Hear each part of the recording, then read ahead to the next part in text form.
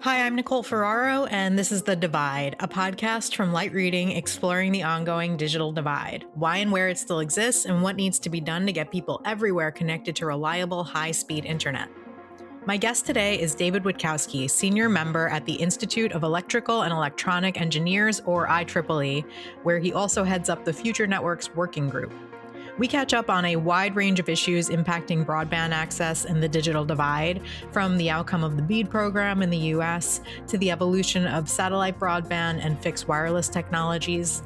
We also discuss the explosive growth of artificial intelligence, including the impact AI will have on connectivity and the digital divide overall, and more.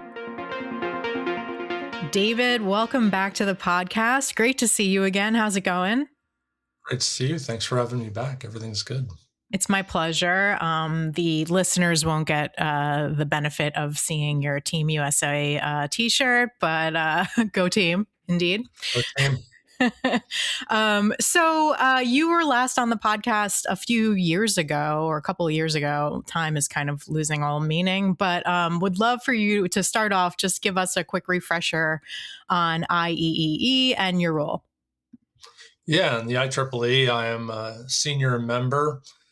I serve in a couple different capacities in the Future Networks group, where I head up the deployment working group.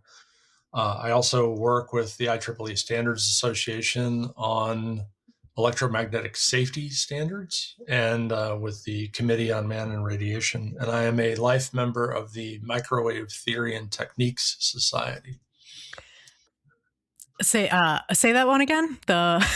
I'm not super familiar with that society. The microwave. Yeah, the IEEE Microwave Theory and Techniques Society. Sounds like a fun one to be a part of. I enjoy it. Got a lot of friends in MTT, so yeah. No doubt. People I went to school with. So I want to start broadly on the state of the digital divide. I know you and I spoke a few years ago, but obviously there's been progress made in some areas. So what's IEEE's perspective and your perspective on the state of the global digital divide at this point? Where have things improved, and what are some of the biggest ongoing problems? Yeah, certainly in terms of addressing the digital divide, we're continuing to make progress.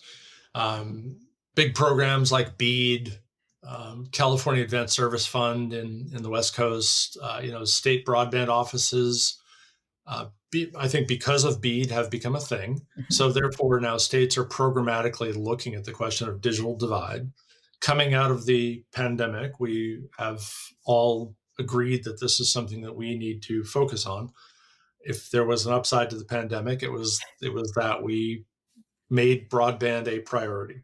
So within the context of getting the state final proposals approved, we're continuing down that road. Would I have liked to see it move faster? Yes, I think we would have all liked to see it move faster. But that being said, I think we're going in that direction. We are also seeing a convergence of technologies to address the digital divide. When BEAD was first conceived, it was really get fiber everywhere. The reality was we weren't going to get fiber everywhere. So therefore, what would we do? Fixed wireless is becoming increasingly a technology that is viable for addressing connectivity. And we've been seeing that both in the unlicensed fixed wireless as well as licensed fixed wireless. CBRS, licensed by rule fixed wireless. And so from that perspective, it's been gratifying to see that we seem to be moving in the right direction. With regards to sort of wider area connectivity, I mean, it's been great to see satellite coming online with at least some limited messaging in remote areas. If you're off the beaten path and you have an accident and you need to reach and you're not under coverage of a cell tower, then you could, more increasingly, you're able to call for help. And so that's been really good to see. We're making progress.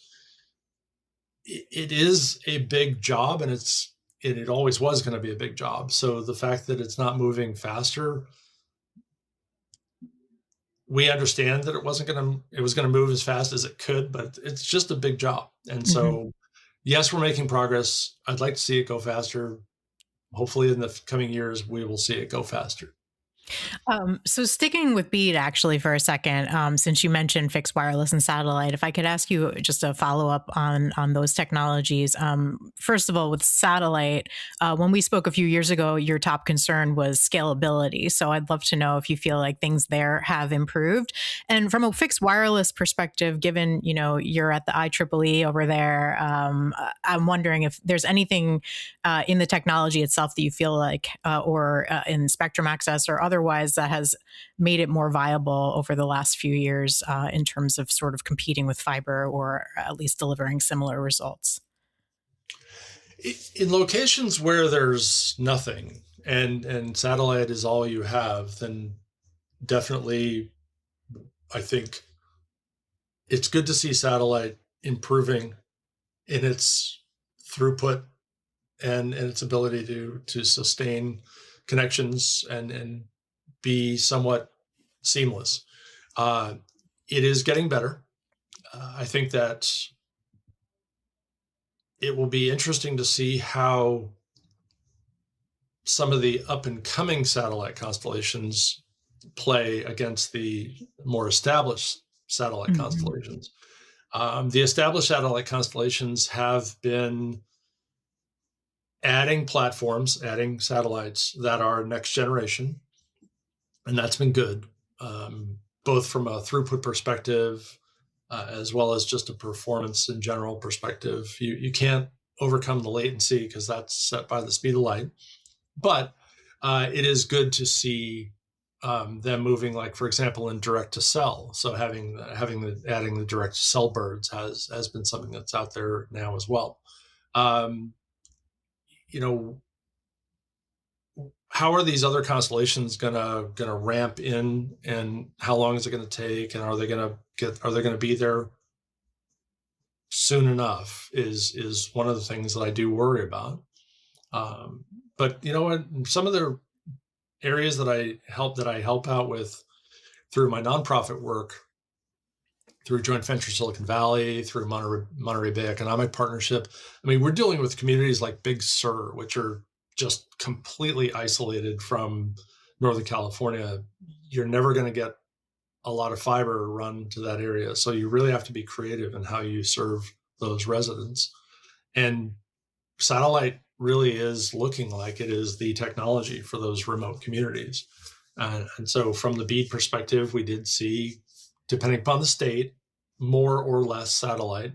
Some states had massive amounts of satellite. Colorado, for example. California had a fairly reasonable mix of technologies, but California also does have a lot of rural areas. And so, it would, in the Sierras, coastal communities, the Santa Cruz Mountains, Northern California, Mendocino, Humboldt, you're going to see a lot of satellite. That's just because they are so remote. So hopefully those up and coming constellations can come online quickly.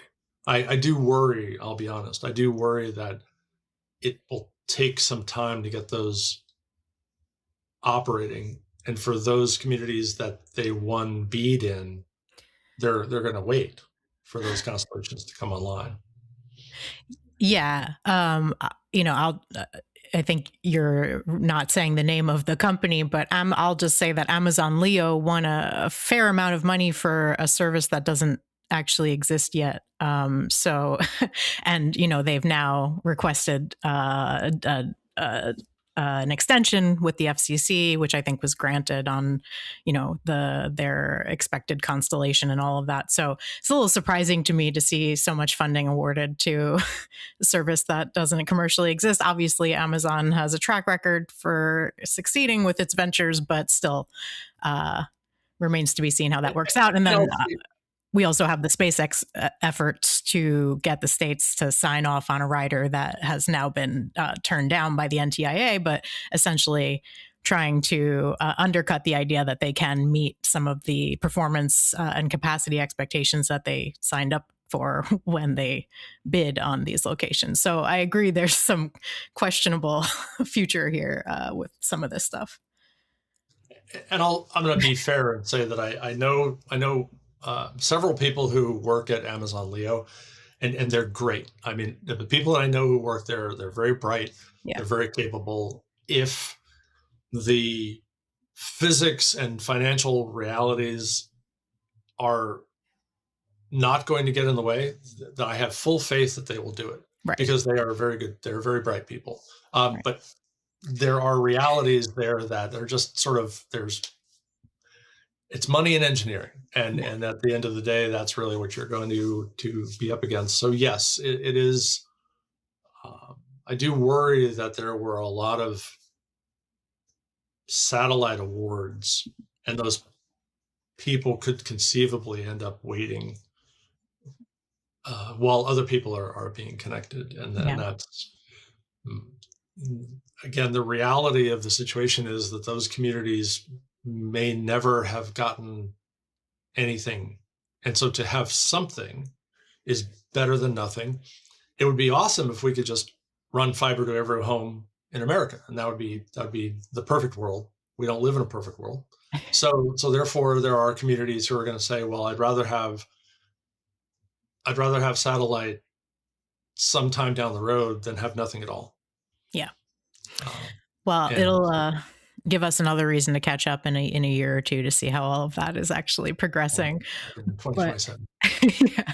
But let's transition to AI for a little bit. Obviously, that's another huge topic in the industry and world right now. You and I are talking a couple of days before Mobile World Congress kicks off. Well, a week. I don't know. February gets so confusing because it's like you think it's not quite over and then it abruptly ends. Anyway, Mobile World Congress is at the beginning of March. There's going to be a whole Tech for All platform there that gets into some of the digital divide related issues that we're covering here today. And of course, AI is going to be a part of that. And I'm sure a part of the broader conversation at the conference where my colleagues will be. I will not. But speaking, let's get into AI as far as it relates to the digital divide and universal connectivity. So obviously we've seen a ton of investment into AI as the world is still sort of grappling what AI is going to mean for our jobs and humanity overall.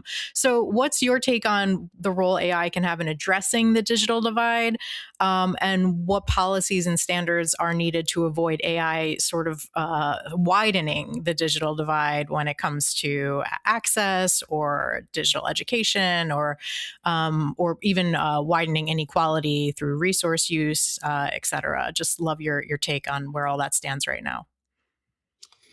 Yeah, well, certainly I think applying AI or other machine learning techniques to the radio access network can help improve the performance.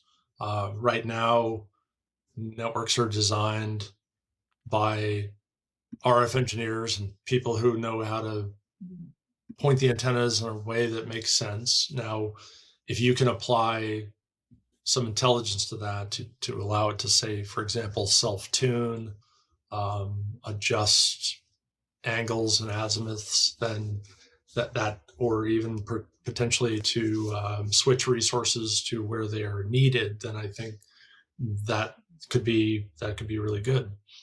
So am I a believer in AI RAN? Yes, I'm a believer in AI RAN. I think it will help. AI as a technology that accesses the network creates a set of interesting challenges. As we designed these cellular networks up until 5G to really be asymmetrical, in the sense that we made requests to the network, which then sent us large files, videos, accessing websites. That paradigm is changing because we are now uploading to the network to some extent in real time. And as we begin to ask AI to help us interpret images, video, audio, the network has to change. And so the current paradigm in the 5G and previous generations is does not necessarily support that level of upload. So we do have a problem with that. Um, we're continuing to see the talk about AI being applied into user devices. One of the large phone companies is meeting today while we're talking in San Francisco for their big rollout, and their big rollout of their next generation phone makes a lot of talk about AI. So I think people are increasingly using AI for things that are interesting, but then they are also putting a lot of data into the network that wasn't there before. So the uplink of the cell network, and even to a certain extent the uplink of the broadband ISP networks, which are typically connected via Wi-Fi, they are challenged by a significant increase in uplink data. So that then leads to the question of, what is 6G going to be? How will 6G help support that paradigm of us uploading more data to that network? And then, of course, there's the question of, are we creating yet another digital divide? Right. I think you and I touched on this the last time we spoke. There's a risk that those who have access to better networks will be able to leverage AI to their benefit. Those who don't have access will fall behind. Mm-hmm. And so it's one thing to be able to say, well, I have good broadband, so therefore I can work from home or do things and such, like I have flexibility. I can maximize the use of my time. I don't always have to be in an office. I don't have to drive an hour and a half to go to the place of work. I can be flexible. My kids benefit, my family benefits from having that flexibility. If I'm now limited in my ability to use AI because my network is poor, then I can't compete with people who have that capability. And that does create the risk of a second digital divide, an AI divide. So that's your next podcast, Nicole. Yeah. Yeah. I was going to say, do you guys already have solutions to this, or we'll have to talk about that next time? Improve the network. Got to improve the network. So it's Improve just, the it's the same solution. So it's Yeah, just got to improve the exactly. network. So yeah. Well, that leads handily into my next AI related question, which is that one thing that we're seeing in this rush to support AI is that there's emerging sort of a bit of competition for fiber resources between the data centers that need the fiber for AI and the fiber ISPs. And ideally you have, stellar connectivity if you're going to be using AI, et cetera, et cetera. So how are you viewing that sort of emerging issue of AI infrastructure, competing with broadband providers for fiber supplies? And this is going to impact, I think, the BEAD program in part because the BEAD program does have a Buy America clause attached to it, whereby the fiber supplies, et cetera, are supposed to come from American companies. And, Corning in particular has a very large agreement with Meta, so if those things continue to develop, I think there's some rumbling concerns in the industry about the availability of fiber supplies. How are you looking at that as it affects digital divide issues? Yeah. I mean, certainly there's that physical layer of just fiber and the things that go along with it, the terminations, all the equipment, the tools. There's a talent gap there that I understand is significant. I know Fiber Broadband Association, for example, has a program where they will basically hand a curriculum to a school if they'll agree to create a fiber tech program. Yes. I have actually had conversations with my local community college, just because I serve on one of their advisory boards, where I've encouraged them to take advantage of that program to build a fiber tech programming. They've got great career technical education, welding, other things, but they don't have a fiber program. So we know we need this, right? We know we have to do that. Um, it's it's not quite a dirty job, but it's sort of, but I think that there is another incentive for younger people to consider fiber technician as a trade as Yeah. opposed to, say, going to university. Um, and we have a need for that. So we know that there's going to be equipment. We know there's going to be supplies. There's talent. We know that the existing fiber that is in the ground or on the poles will be leveraged. In some locations, there's lots of dark fiber that's just ready for the taking, and it got put in years ago, was never really used, and so now I think people are realizing that there's gold in them thar hills, Right. and or in this case, there's gold in them their conduit, and they're Doesn't have the same ring to it, but go ahead. Yeah. it really doesn't, but there's opportunity there. They say, okay, there's fiber available, and I don't have to dig up the streets to get it, so that's great. In some cases, then that's not there. And so ironically, those jurisdictions that I think some years ago kind of overbuilt fiber, hoping that there was going to be this massive gold rush to the fiber, are now being vindicated in that they would say, well, you see, we did it. We were just way ahead of our time. So it's not a gold rush. I guess it's a photon rush. So, um, so, and then of course there's the electricity element of it as Right. well, and that is, I think, sort of really interesting. One of the cities in Silicon Valley, which is city of Santa Clara, which is the home of the Levi Stadium. We just had the Super Bowl there. Mhm. They have their own power company and their own fiber. So Silicon Valley Power is electricity and fiber. And do you want to guess in Silicon Valley where a lot of the data centers are being built? Because Santa Clara Right. has electricity and they have fiber, Wow. right? Okay. So that's huge for them, Yeah. right? And then of course we're seeing in other jurisdictions, places where power is cheap. States that still have nuclear power plants are now beginning to be sort of sought after as data center locations.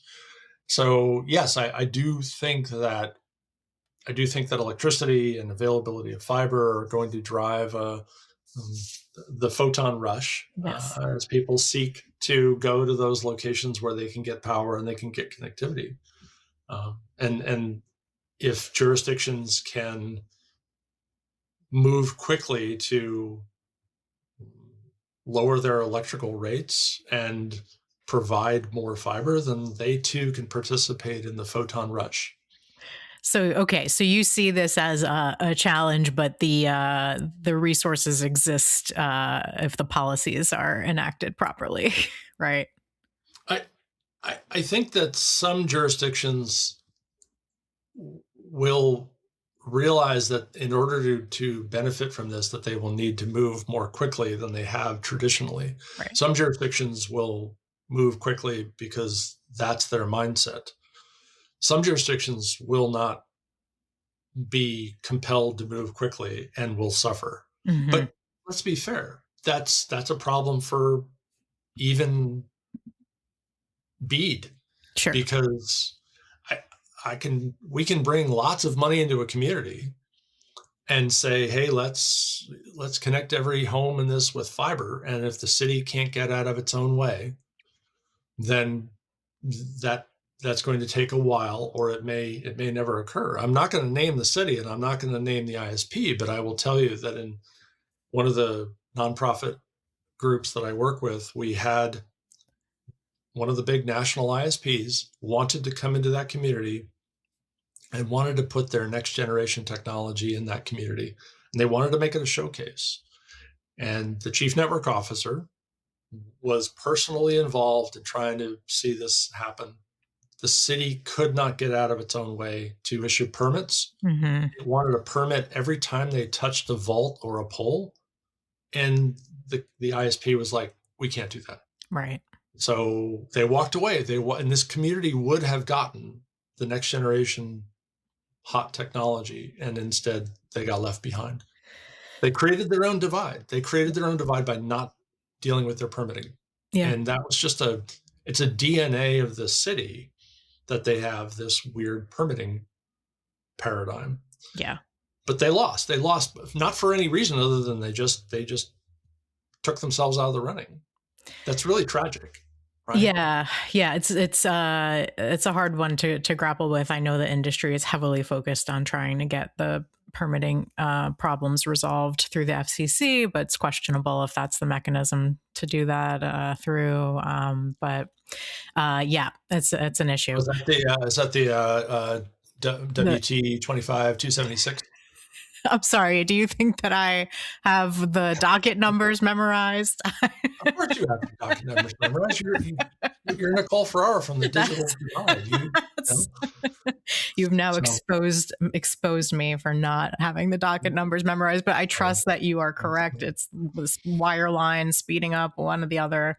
But yes, there's 25276 is the wireless.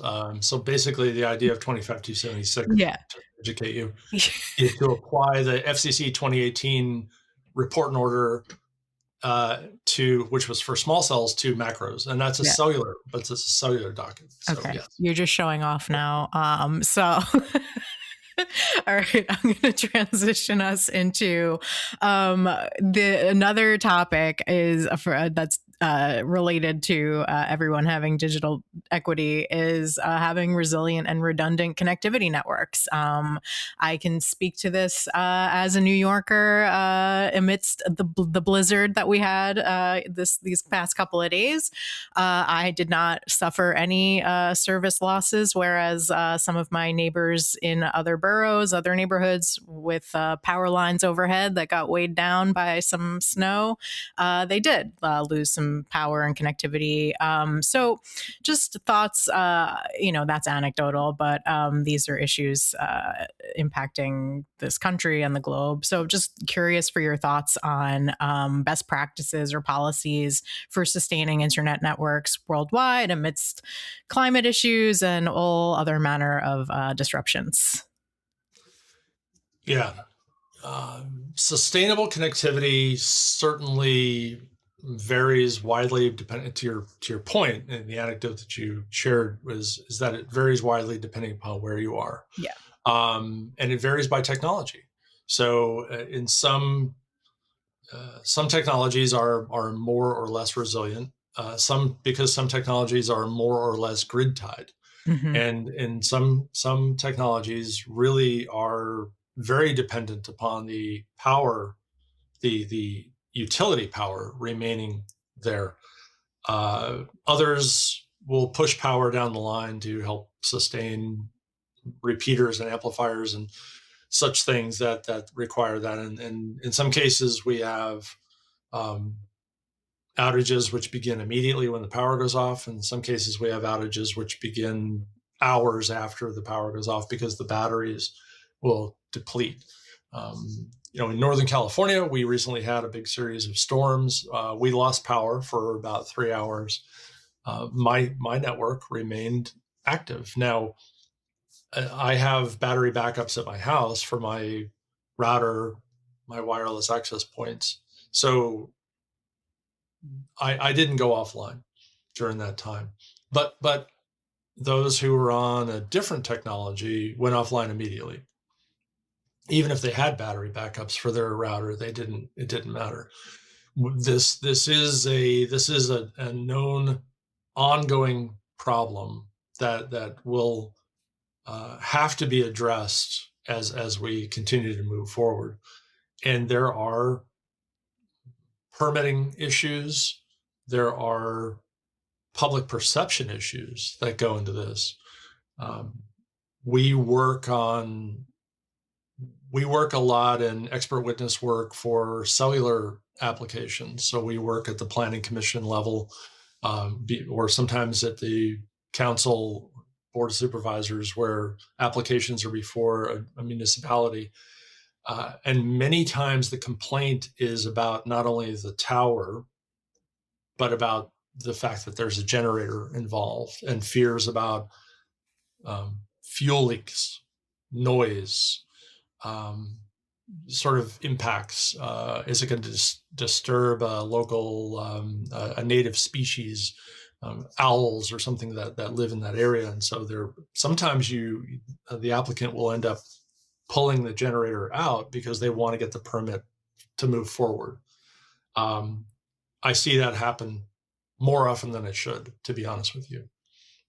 So what does that mean? That means that at some point we have to figure out a way to distribute power through these networks and to keep them resilient. And I don't know that we have a solution to that today that's economically scalable. It will have to be done. We know that we have to do it. It's just a question of how we're going to do it. And then will the solution be palatable to the municipalities and the residents who have concerns about generators and such like that? So yes. All right. So I've taken so much of your time already. So I want to close us out by offering you the opportunity to share any recommendations for anything IEEE has upcoming, whether research, events, or anything relevant to our topics that we discussed today that you want to highlight. Yes, so IEEE continues to, look forward into where we're going. The Future Networks group is, I think, doing a pretty good job of thinking about those big ideas that may be coming down the road at some point.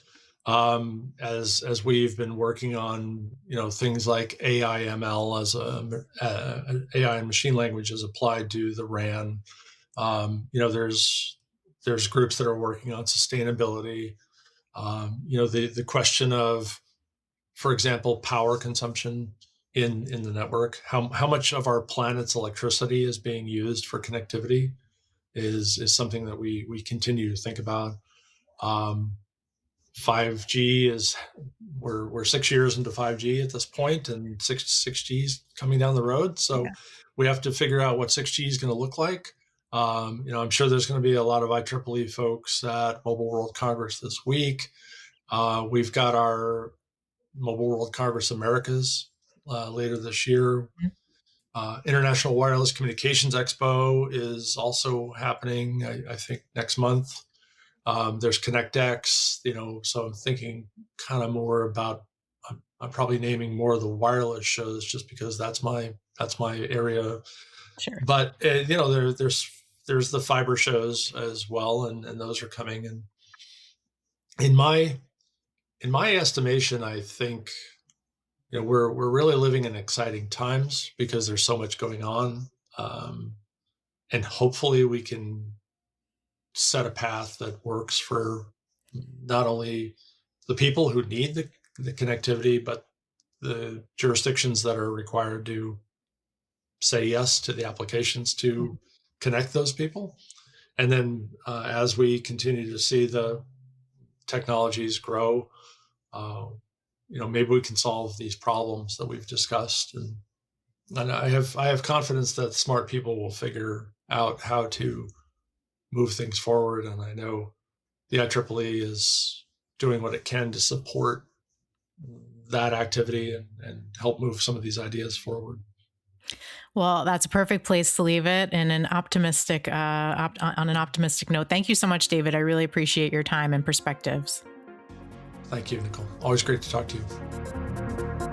Thank you again, David, for joining me. Thank you as well to Pierre Landriau for editing this episode. Be sure to subscribe to the Light Reading Podcast for more episodes of The Divide, as well as interviews and insights from the Light Reading team. Thank you for listening. We'll see you next time.